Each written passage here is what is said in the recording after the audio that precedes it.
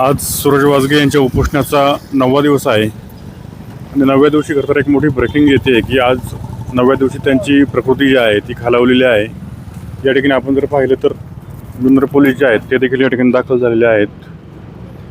त्याचप्रमाणे जी जुन्नर तालुक्यातील जे आरोग्य पथकं आहेत ते देखील इथं दाखल झालेले आहे। मोठ्या संख्येने नागरिक देखील या ठिकाणी जमा झालेले आहेत। डॉक्टरांची वैद्यकीय तपासणी करतायत आणि पोलीस जे आहेत ते देखील इथं दाखल झालेले आहेत। डॉक्टरांशी जेव्हा आम्ही चर्चा केली तेव्हा खरं डॉक्टरांचं म्हणणं असं आलं की त्यांना श्वास घ्यायला आता त्रास होत आहे।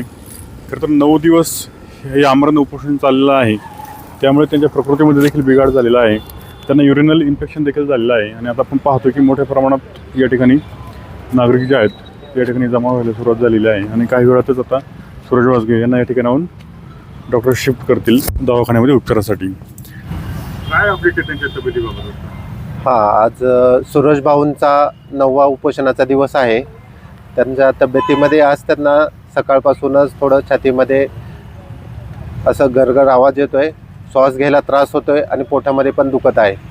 थोडंसं आता मी चेकअप केल्यानंतर त्यांना डिहायड्रेशनचे सिम्पटम्स आहेत।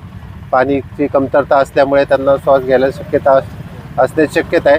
तरी मी त्यांना ॲडवाईस केले की सध्या हॉस्पिटलाइज करू आपण। जे डिहायड्रेशन झाले ते IV फ्लुइडनी करेक्शन केल्यानंतर पुढच्या तपासण्या अजून करून घेऊ। ब्लडच्या युरिनच्या काही एक्सरे करायचा असेल तर आपण एक्सरे करून घेणार आहोत। मग त्यासाठी आपण त्यांना हॉस्पिटलाइज आत्ता करणार आहोत, अशी कंडिशन आहे।